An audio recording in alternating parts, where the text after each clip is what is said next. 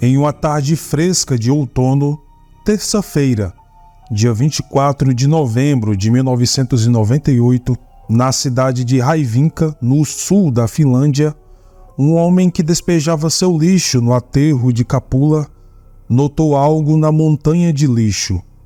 A princípio parecia partes de um manequim, mas, ao examiná-lo mais de perto, percebeu que era uma perna humana decepada. Em uma hora, a polícia e o patologista médico chegaram ao local. Logo, eles concluíram que a perna esquerda da pessoa deve ter sido descartada após um assassinato violento, já que estava dentro de um saco plástico. O patologista estudou a perna e descobriu que ela foi cortada na região da coxa.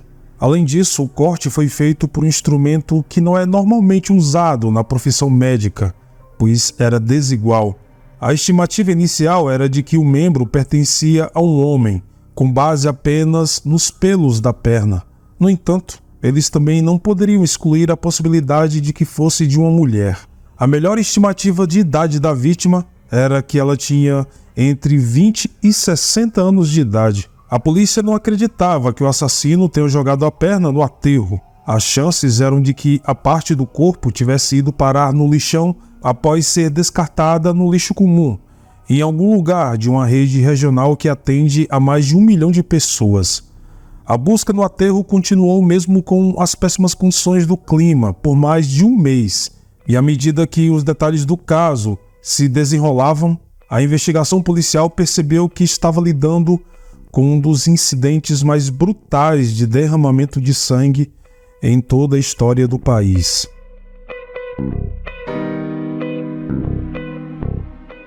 Nós sabemos que nas sombras mais profundas da alma humana reside um mal indescritível, e é nesse obscuro reino que encontramos uma história tão arrepiante, tão carregada de horror, que a própria justiça se sentiu compelida a envolvê-la em um véu de segredos por décadas.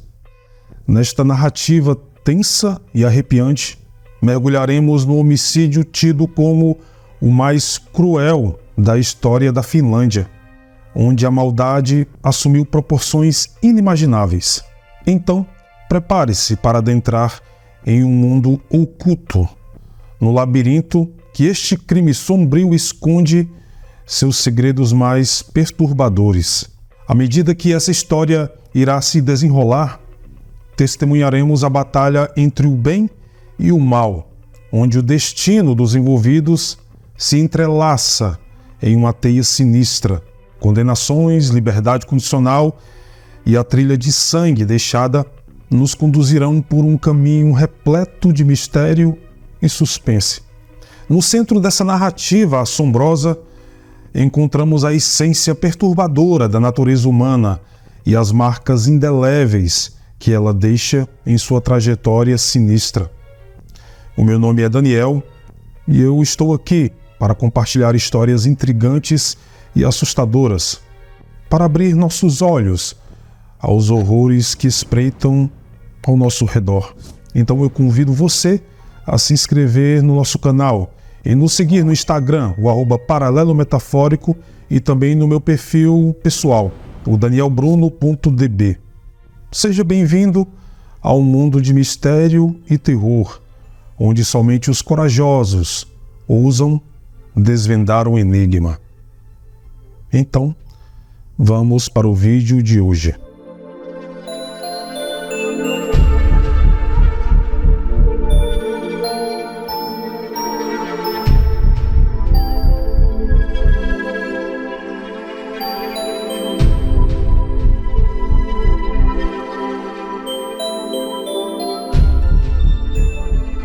Raivinka é uma pequena cidade do sul da Finlândia, cerca de 50 quilômetros ao norte de Helsinki, e tem uma população estimada em 46 mil habitantes, que desfrutam de grandes espaços abertos, da natureza exótica e a paz de uma cidade do interior.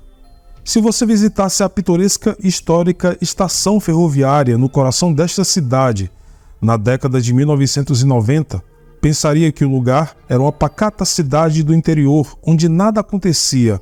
Mas, Sob a superfície das ruas organizadas e bem planejadas, existiam alguns problemas sociais. O maior deles na época, provavelmente, era o abuso de álcool entre os jovens. Não havia muitos crimes violentos em Raivinka, então encontrar uma perna decepada em um aterro sanitário não era algo com que a polícia tivesse lidado antes. A natureza da descoberta transformou o caso em uma investigação de assassinato desde o início. A polícia vasculhou todo o lixo levado para o aterro da segunda-feira, dia 23 de novembro, até a terça-feira, dia 24, quando a perna foi encontrada. Os pesquisadores estavam tentando achar o resto do corpo da vítima, além de qualquer pista sobre quem a matou. Um trator espalhou o lixo e os policiais o reviraram manualmente. Foi um empreendimento enorme e até cães farejadores foram levados para ajudar nas buscas. Homens de uma guarnição militar próxima também ofereceram sua ajuda para vigiar o local durante a noite e até recrutas foram convocados para auxiliar. Tudo isso apenas para garantir que ninguém adulterasse qualquer evidência possível. No final, eles vasculharam mais de 400 caçambas de lixo antes de suspender a busca pouco antes do Natal. Além da perna, partes do que seria o estômago da vítima também foram encontrados. Para você ter uma ideia do quanto esse caso é macabro, eu só preciso dizer que por 4 décadas a justiça finlandesa guardará em seus registros os detalhes deste crime, que de tão atroz, tão terrivelmente chocante, eles decidiram envolvê-lo em um véu de segredos, um pacto silencioso que perdurará por 40 longos anos, visando impedir que ideias malignas se disseminem entre a mente doentia de outros criminosos. Este é o relato de um dos capítulos mais sombrios da história finlandesa, conhecido como o homicídio mais cruel de todos os tempos. Um exame forense concluiu que a perna havia sido cortada 2 a 3 dias antes de ser encontrada, em algum momento do fim de semana anterior ao achado, provavelmente perto do dia 20 ou 21 de novembro. Um pedaço de metal entalado na perna fez o patologista se perguntar se o corpo teria sido esquartejado em uma oficina. Os pesquisadores também encontraram um pedaço de metal na montanha de lixo, que se parecia muito com o que foi encontrado na perna. No entanto, o teste revelou que as 2 peças não estavam relacionadas. Sem mais pistas sobre a identidade da vítima, a polícia apelou à ajuda da população. A única informação no momento que eles tinham era de que seria alguém entre 20 e 60 anos de idade, com aproximadamente 1,70 m de altura e que tinha sido assassinado. Então, a polícia pediu que, se alguém tivesse desaparecido recentemente, seus familiares e amigos deveriam informar imediatamente. Demorou uma semana inteira para que os investigadores encontrassem outra evidência ligada ao crime. Uma pequena parte de tecido humano que se acreditava ser um pedaço de fígado. No entanto, acabou por ser uma secção do estômago da vítima. Por menor que fosse, foi muito significativo na identificação. O material tinha um alto teor de álcool, indicando que a vítima estava fortemente embriagada no momento de sua morte. Os detetives tentaram estabelecer onde a vítima esteve no fim de semana e descobriu que um grupo de adolescentes cristãos se reuniu na noite de sábado, dia 21 de novembro, no salão da igreja pentecostal. Eles rivalizaram com outro grupo de amigos e acreditavam que entre eles estava a vítima. Naquela noite, alguns jovens do grupo da igreja ficaram do lado de fora do salão e conversavam com os transeuntes, convidando-os a conhecer a sua religião. Enquanto isso, 5 amigos estavam curtindo a noite na cidade. Eles estavam todos vestidos de preto e contrastavam com o grupo cristão. Esses 5 amigos decidiram confrontar os jovens da igreja sobre suas crenças. Os investigadores descobriram mais tarde que esses 5 amigos eram Jarno Elg, Terry Tavachonka, Mika Riska, um adolescente não identificado e a vítima. Elg era um líder e se gabava de ser um satanista, uma filosofia que, segundo ele, seguia por anos. Ele disse ao grupo de jovens cristãos que o Deus deles estava morto e que a única entidade que eles deveriam seguir era o próprio diabo. Uma discussão acalorada teve início, mas como uma tempestade estava se aproximando, os dois grupos se dispersaram. Enquanto os jovens cristãos voltou para o salão, Helg e seus seguidores resolveram terminar a noite na casa de seu amigo e futura vítima. Vale salientar que não é disso que se trata o satanismo. O satanismo em si é uma filosofia de liberdade individual. Inclusive, no site da Igreja de Satanás, eles afirmam que o diabo é um símbolo ao invés de uma entidade ou um deus. Devemos também ter em mente que os anos 80 e 90 eram décadas em que qualquer pessoa vestida de preto que ouvisse black metal era considerada um seguidor de Satanás e representava uma ameaça à harmonia da sociedade. O que se sabe é que Jarno Helg teve uma educação difícil e sofreu com problemas de abuso desde os 10 anos de idade. Quando adolescente, ele tentou suicídio várias vezes e recebeu ajuda psiquiátrica. Em 1991, ele foi preso por incendiar uma igreja quando tinha 16 anos. Pelo crime, foi sentenciado a 1 ano e 10 meses em uma instituição juvenil. Após a sua libertação, nunca mais voltou a estudar e durante a maior parte de sua adolescência, ele mergulhou no satanismo e adorava falar sobre isso e defender sua filosofia sempre que uma oportunidade se apresentava, apesar de distorcer completamente tudo. Ele seguia suas próprias regras e fazia o que queria, inclusive ferir animais. Então, voltamos à noite de sábado, dia 21 de novembro de 1998, quando Helg estava, como sempre, cheio de energia, prontos para criar um inferno com o seu grupo de amigos. A única mulher entre eles era Terry Tervashonka, e ela admirava Helg incondicionalmente, se tornando uma espécie de braço direito dele. Por fim, terminada a discussão com o grupo cristão, todos foram para a casa da vítima. A partir desse momento, uma espiral de violência sem precedentes foi desencadeada, transformando a moradia, outrora pacífica, em um palco de horrores indescritíveis. Movidos por motivações obscuras e possuídos por uma maldade inominável, eles se entregaram a atos de violência inimagináveis, levando a vítima à beira do abismo da dor e do desespero. O jovem, cujo destino estava selado, foi submetido a uma tortura implacável, cujos detalhes ainda causam arrepios naqueles que conhecem a verdade. Tudo o que sabemos foi dito pelo próprio Helg em seu depoimento, e são os únicos detalhes expostos ao mundo. Mas esses detalhes nos mostram que a mente insana de Helg se deleitava com cada ato de violência infligido, alimentando-se da agonia e do sofrimento alheio. Segundo ele, os gritos agonizantes da vítima se misturaram ao som distorcido dos rituais macabros, formando uma sintonia de horror que ecoaria para sempre nas paredes daquela casa amaldiçoada. Após horas intermináveis de agonia e terror, a vítima finalmente encontrou seu destino derradeiro nas mãos sanguinárias de Helg e seus comparsas. O silêncio então pairou no ar, testemunhando a conclusão de um pesadelo que jamais será esquecido. Como dito, a polícia, confrontada com a monstruosidade desse crime, decidiu ocultar os detalhes daquele dia hediondo por 4 décadas.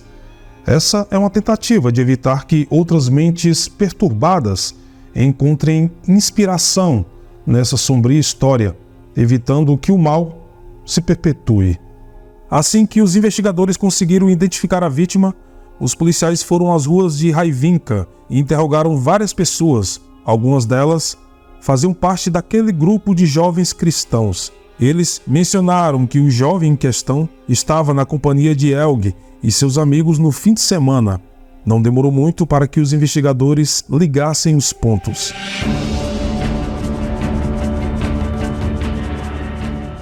No final de dezembro de 1998, a polícia prendeu os 4 amigos em conexão com o assassinato. Após sua prisão, a polícia revistou o apartamento de Helg e descobriram muitos itens relacionados à prática satânica. Os números 666, literatura demoníaca, incluindo o capítulo da besta do livro de Apocalipse, joias em formato de caveira, facas, entre outras coisas. A polícia isolou o apartamento e passou um mês inteiro processando a cena. A polícia passou a considerar a possibilidade de haver mais vítimas, porém, essa hipótese foi descartada. Todos os 4 suspeitos estavam apáticos sobre o crime hediondo pelo qual foram acusados, mas Helg não respeitava os policiais e não foi cooperativo durante o interrogatório.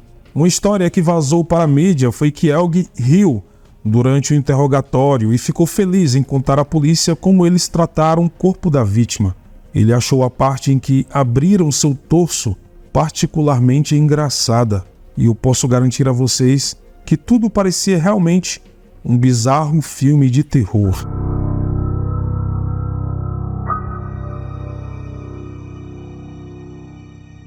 Em meio às sombras daquele fatídico dia, o massacre perpetrado por Jarno Helg e seus comparsas mergulhou a cidade de Raivinka em uma névoa sufocante de desespero.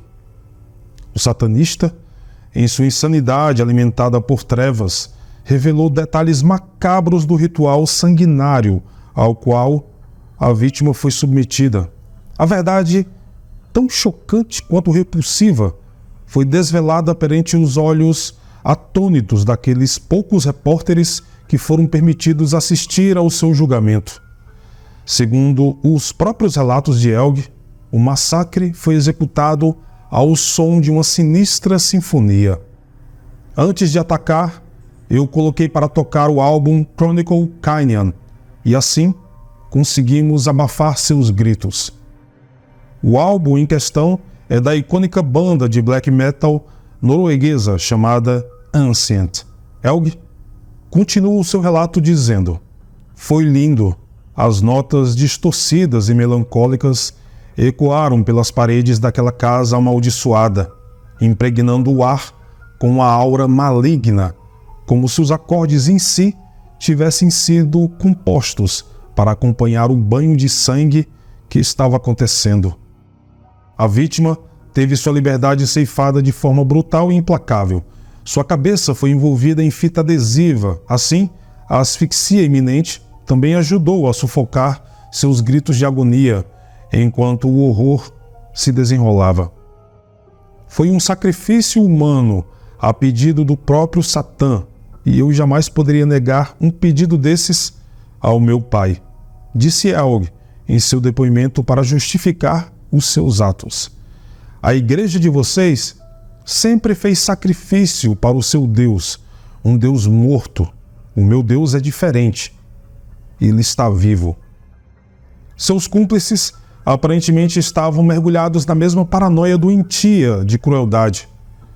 O tal ritual macabro, então, alcançou um nível de perversidade indescritível quando partes do corpo da vítima foram cortadas e consumidas por aqueles devotos do demônio. Em meio a uma cerimônia profana, o sangue escorreu como um néctar proibido, e a carne dilacerada se tornou o alimento daquelas almas corrompidas. Os sentimentos humanos se revoltam diante dessa visão.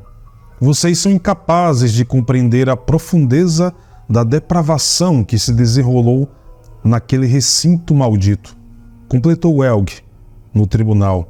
O sombrio rastro deixado por aqueles que se entregaram à fúria sanguinária foi um sinal claro do abismo de maldade que os consumia, um testemunho silencioso do terror vivido naquela noite fatídica.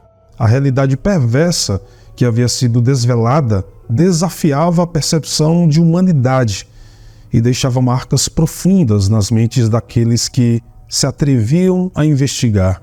Ninguém sabe ao certo o que motivou tudo isso. Aparentemente, a vítima tinha conhecido o grupo há poucos dias, devido ao gosto musical em comum. O que se sabe é que, quando todos estavam na casa bebendo, usando drogas e ouvindo música, por instrução de Helg, eles amarraram uma coleira no pescoço da vítima e a fizeram rastejar de 4 como um cachorro.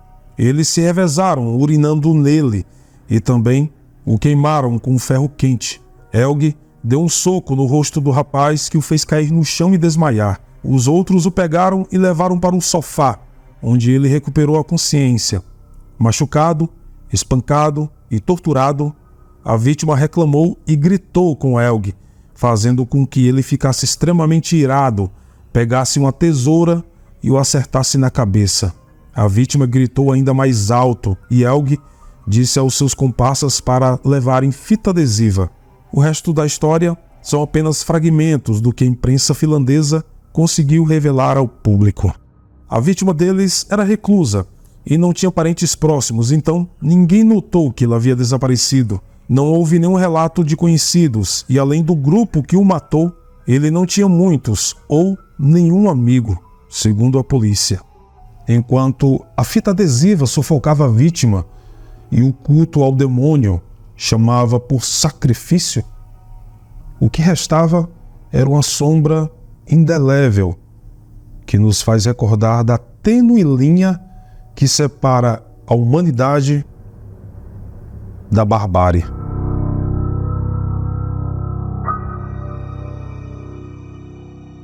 O destino do satanista Jarno Helge foi selado nas entranhas do sistema judiciário, quando as acusações de assassinato seguido de destruição de cadáver foram proferidas contra ele. A justiça finlandesa o sentenciou à prisão perpétua em uma tentativa de manter a sociedade a salvo dos horrores que ele havia infligido. No entanto, a trajetória tortuosa desse homem sinistro tomaria um rumo inesperado, quando uma decisão controversa da Corte de Apelações concedeu a ele a tão sonhada liberdade condicional, em dezembro de 2014. Pois é, acredite, essa reviravolta na vida de Helge deixou a população perplexa e atônita. Como poderia um ser tão maligno, cujas mãos estavam manchadas com o sangue de sua vítima, ser libertado de suas correntes? O sistema legal, que deveria ser a salvaguarda contra o mal, parecia ter aberto as portas da escuridão, permitindo que este monstro continuasse assombrando novamente a sociedade. Ao olharmos para o passado de Helge, por exemplo, encontramos uma história sombria que revela seu verdadeiro caráter. Ele teve inúmeros episódios de crueldade contra animais desde a adolescência, mostrando um desprezo flagrante pela vida e um prazer perverso em causar sofrimento. As autoridades já haviam testemunhado a barbárie que habitava em sua mente doentia, quando o encontraram espancando um indefeso cachorro com uma barra de metal, gravando meticulosamente toda a ação com sua câmera de vídeo. Com a liberdade condicional concedida, o medo de que o ciclo de violência seja reiniciado assombra a população, é claro. O fantasma de suas atrocidades retorna, pairando sobre uma sociedade que se sente impotente diante dessa liberdade inesperada. Mas, segundo os poucos relatos encontrados, Helge é um novo homem, apesar de não sabermos a veracidade dessa afirmação. Mas, afinal, quais foram os motivos que levaram a Corte de Apelações a tomar essa decisão questionável? Seria uma falha no sistema, uma brecha na lei que permitiu que o mal escapasse por entre seus dedos? Ou talvez seja uma tentativa equivocada de mostrar que a reabilitação é possível, até mesmo para aqueles que se perderam na escuridão? As respostas permanecem envoltas em incertezas, alimentando a desconfiança e a inquietação de todos. Segundo o juiz responsável pelo Tribunal de Apelações, Helge havia concluído o ensino médio na prisão, estava empregado em período integral e seu chefe rotineiramente elogiava o seu bom comportamento e assiduidade. O juiz, portanto, assegurou que Helge não era mais um perigo para a sociedade. E então, em 2016, o inacreditável aconteceu. Em uma nova decisão polêmica, a pena de Jarno Helge foi revisada e a corte decidiu que ele já tinha passado tempo demais na prisão e simplesmente o liberou. Isso mesmo. Hoje, ele é um homem livre e o seu paradeiro é desconhecido. Enquanto Helge respira novamente o ar da liberdade, aqueles que conhecem a verdadeira face desse homem continuam a se questionar. se a justiça foi realmente feita, pois as cicatrizes emocionais que ele deixou ardem na memória coletiva até hoje. E embora a esperança de redenção possa ser um fio tênue, é difícil ignorar os horrores que ele perpetrou e as vidas que foram despedaçadas em sua jornada de maldade, não só de sua vítima, mas de toda uma sociedade. As pessoas mudam, é claro, mas eu acho que Helge não. A Finlândia é uma terra de beleza serena que agora carrega o fardo de um passado sinistro que insiste em permanecer.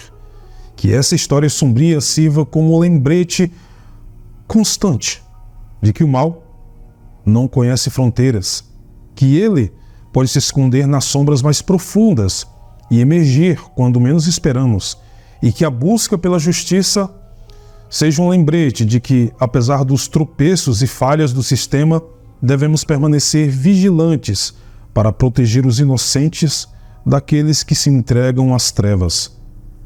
O futuro de Jarno Helge é incerto, um enigma sombrio que a sociedade finlandesa terá que enfrentar. Que essa narrativa lúgubre sirva como um alerta para todos nós, para que nunca nos esqueçamos das vítimas que foram perdidas e para que continuemos a lutar contra a maré de violência que ameaça a nossa humanidade, em qualquer caso, em qualquer país.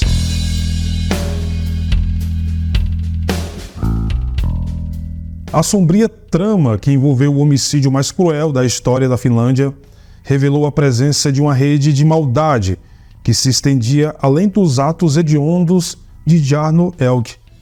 2 de seus 3 cúmplices, Terhi Johanna Tevachonka e Christian Mika Riska, foram arrastados para o turbilhão de violência e sangue que permeou a cidade de Raivinka. Suas vidas se entrelaçaram nas teias sombrias do crime, desvendando um enredo tão grotesco quanto aterrorizante. Enquanto Helge enfrentava uma possível condenação à prisão perpétua, que, como vimos, de perpétua não tinha nada, Tevachonka e Riska também foram arrastados para os corredores sombrios da justiça. Suas ações macabras os levaram a um destino igualmente sinistro. Em uma corte que testemunhou o desfile de horrores, eles foram declarados culpados e condenados à prisão, carregando consigo o peso de suas próprias escolhas malignas.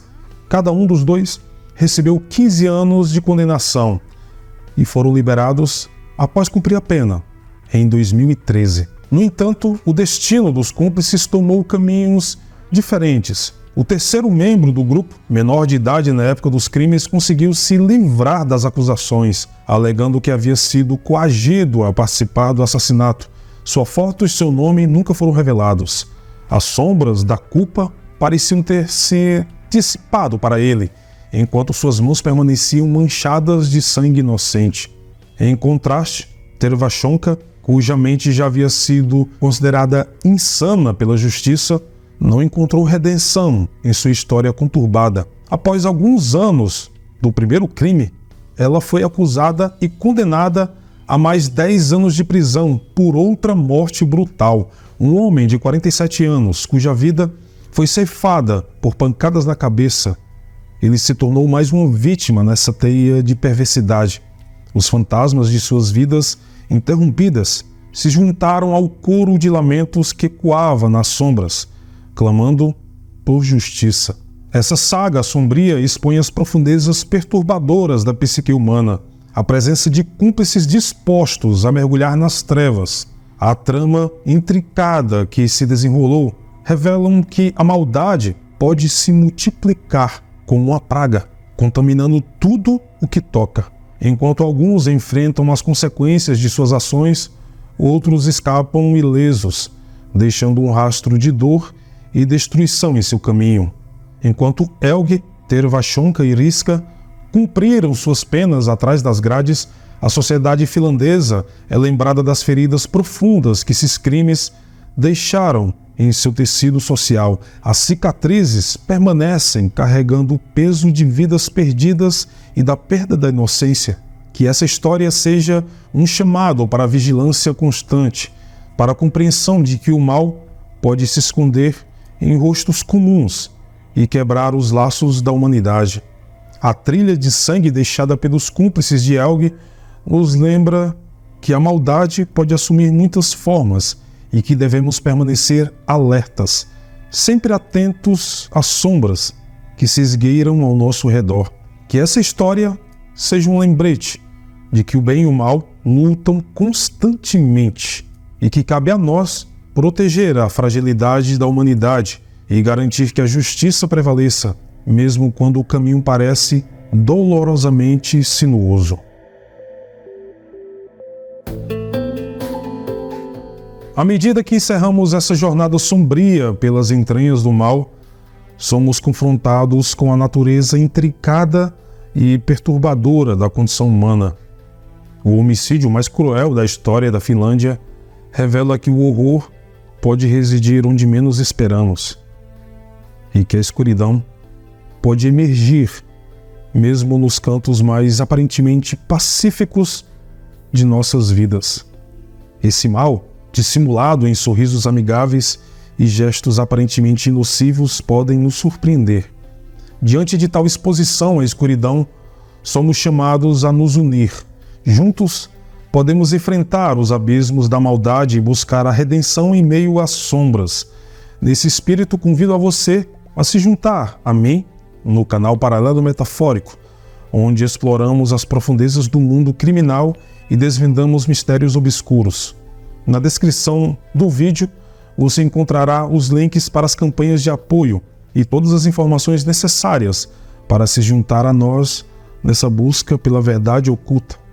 Lembre-se, porém, que nem tudo é o que parece. No mundo do crime, as respostas estão frequentemente envolvidas em mistério, deixando-nos apenas com perguntas inquietantes e uma sede insaciável de desvendar o enigma. Agora é hora de adentrar no desconhecido e descobrir as verdades ocultas que guardam o nosso subconsciente. Prepare-se, pois a escuridão está à espreita e a jornada está apenas começando.